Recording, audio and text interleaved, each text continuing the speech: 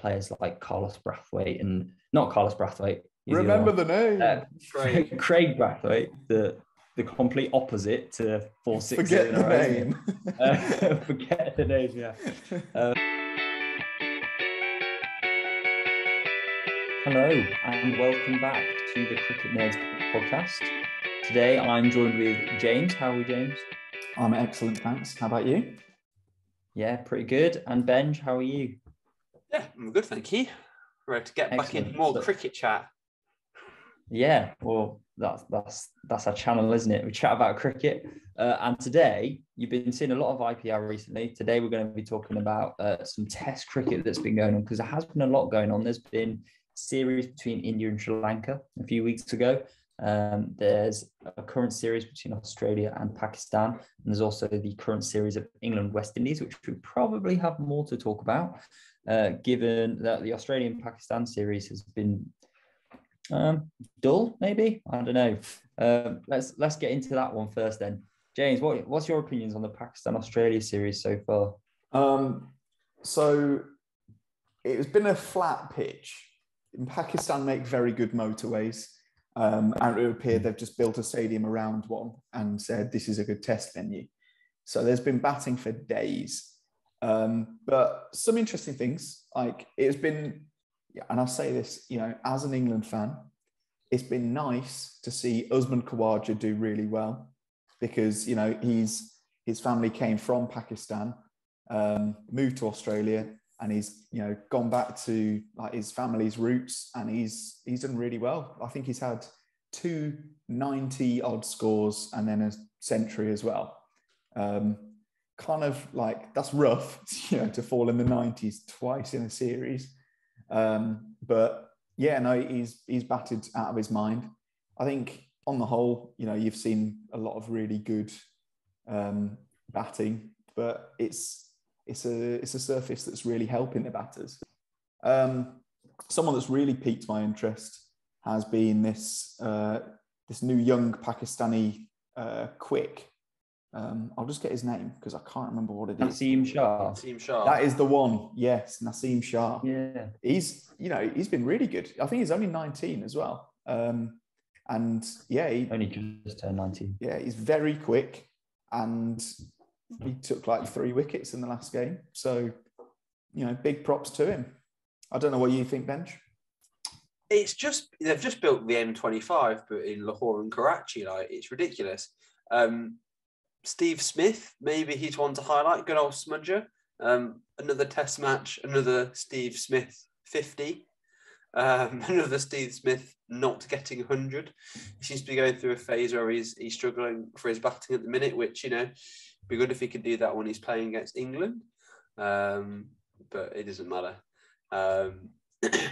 It's just interesting, because I think we've gone through this phase, haven't we, of test matches not really lasting more than 3-4 days. We'll talk about the hammering that India dealt Sri Lanka in a minute. But then I think since that time, we've seen 4 of the flattest pitches that I've seen in a long, long time in the Pakistan and England West Indies tours. Which is, it's all right for that attritional classic test cricket, but it's just not an exciting watch, not a great one for spreading the word of the game, I suppose. Yeah, I think it's so important that test cricket is seen as the pinnacle of cricket, because that's where it all started. And it's called test cricket for a reason, because it tests you in all facets of the game, and not just in your technique and ability to strike the ball 1,000 miles, but it's more in your ability to survive through the tough periods as a bowler. It's your ability to bowl a consistent line and length and build pressure when there's not much going for you. And the best innings, the best long batting innings you see are when teams are struggling against the bowlers and they get through that difficult period and they're able to build a good score, even in good bowling conditions. And at the moment, what we've seen in the test with Pakistan and Australia and England and West Indies is we haven't seen that even contest between bat and ball. It's been batting has been easy and bowling has been hard, and that's not an even contest. And hopefully ICC will rate these pitches to try and get these countries to give more of a fair balance. I think in the England West Indies contest, like the West Indies team has been really frustrated with the pitches too. Like Keemore Roach was heard on the boundary line complaining that day one the pitch was already dead and was doing nothing. I mean, the fact that Jack Leach bowled 97 overs in a test match is just testament to how little is going on there, and just nothing happening for either side. I think in terms of positivity, though, even though it's been a pitch that's been more batter friendly, if we look at the West Indies England Test match series, I think Dan Lawrence has been quite a interesting. I think he's come into his own in this Test match. He's scored some very positive runs. He scored some quick runs at times where England have needed it, and just his bowling action is hilarious. I think James is trying to get him to become a frontline spinner, aren't you? Honestly, I think he's so entertaining to watch because, yeah, you're right. It becomes a bit of a ballerina as he's approaching his action to bowl, but he also he gives it a rip. He gives it quite a bit of top spin. I think not as much a sideways rip like Jack Leach will do. Get it on the seam. He's more of a top spinner, but it's just awkward and it's weird. And he kind of looks like he's about to release the ball like 3 times within his action. So it must be quite difficult for batsmen when you've never faced anyone quite like that. But you're right, he's looked really good. He's looked quite exciting. I think, yeah, he's been playing quite selflessly as well, which has been really good to see. I think you're right, Zach, in what you said earlier. Like we haven't seen, or it might have been you, Bench, where we haven't seen that many teams get scores recently. And, we haven't seen that many test matches go all 5 days. So, I'm not one to complain about like, oh, this is really boring. Because, with test match, on face value, yeah, fine. It is a very boring sport if you don't know what's going on. But when you know what's going on, it's really interesting. You get hooked on every single ball. Even if it's a dot ball, you're like, oh, that was a brilliant block. And so to see, some England players last more than a session, it's been entertaining. It's been refreshing.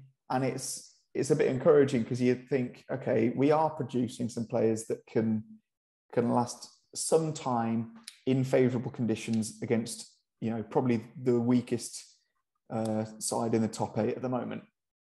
But that's something, it's something to go on, and I'm all for it. And I've been quite interested to see some of the new players get a go.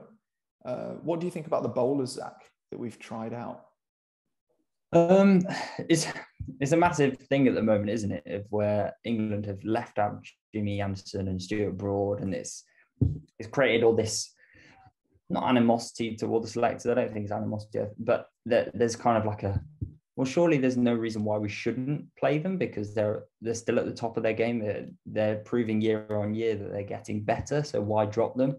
And I guess the reason Strauss gave about giving new players a chance and giving people like Chris Woakes an opportunity to lead the attack, well, that hasn't really happened.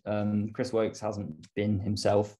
Ollie Robinson, although he's available for the 3rd test, which is great, he wasn't able to play in the first 2 test matches. So that plan hasn't really worked, which means we've been going to Overton, Fisher and Mahmood.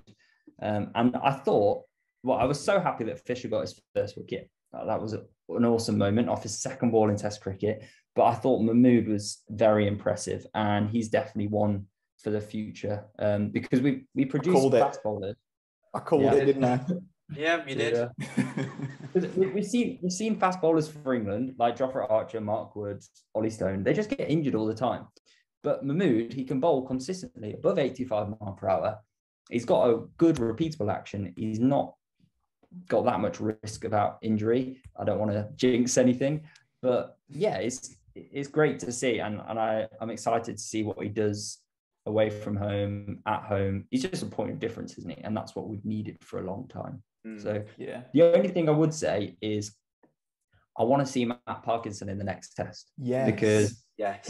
I think Dan Lawrence's slow, loopy bowling is kind of shown that Matt Parkinson could be quite effective and tease out players like Carlos Brathwaite and not Carlos Brathwaite. remember the name. Craig Brathwaite, the complete opposite to 4-6. Forget the name. Forget the name. Yeah. So yeah. Well, yeah. Not forgetting the name, because new record. Yeah. The most balls faced ever by a West Indian Test cricketer. Yeah, that was impressive. You know, in a Test match, he's topped Brian Lara's from his 400 not out in 2004. Just a note on other Test matches that have been going on. I think India are cementing themselves as potentially the best Test team in cricket. I'll put that out to the jury, but they've demolished Sri Lanka in 2 tests. Polar opposites, aren't they? Jadeja is a beast. He's just a scary man. And yeah, India were just savage, putting up 500 for 8 declared, forcing Sri Lanka to follow on. Like, they won both Test matches by a margin of more than 200 runs. So I think even when India didn't look like they had a good batting innings, they showed that their bowling could more than make up for it. It's just the depth of talent in India is amazing. And I think you're right. I think they are the best at the moment, because I think their main competitors would be the current World Test champions of New Zealand. But in their series against South Africa, they went, was it 1-1 in the end? 1-1, yeah. South Africa showed some real fighting spirit. And that was a really, really good series. That was probably the best series that we've seen for quite a while, I'd say, because it was a bit of a drubbing for South Africa in the first match. And then they decide we're going to bat again. And they put up a decent score and they just play out their minds. And yeah, a lot of really good spirit from South Africa. Nice. That's Test match cricket. That's all of the Test match cricket that you ever need to talk about. Yeah. We can talk about IPL for the next 6 months now. Yeah. Right. No, I do love Test match cricket. I'm really glad that it's been back on recently. It's been interesting to have on sort of in the background. And yeah, as you say, it is that elite level of cricket, and I hope that it does stay that way, because it is fantastic.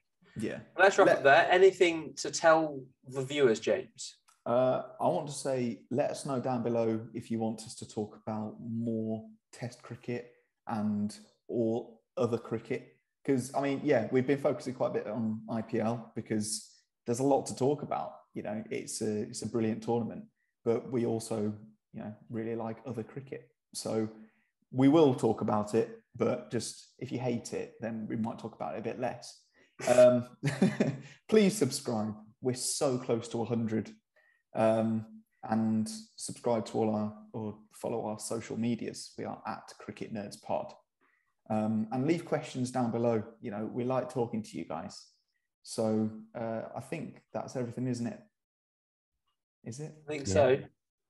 Brilliant. We'll catch you on the flippity flip. Yes, we will.